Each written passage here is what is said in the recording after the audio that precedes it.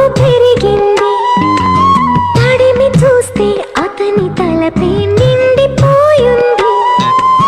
నిన్నదాకా ఎప్పుడు నన్ను తాకేటప్పుడు గుండెలో ఈ చప్పుడు నేను వినలేదే.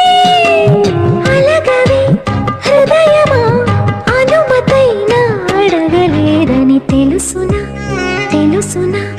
మనసుకి తొలి కదలిక అడగనా అడగనా అతడిని మెల్లమెల్లగా.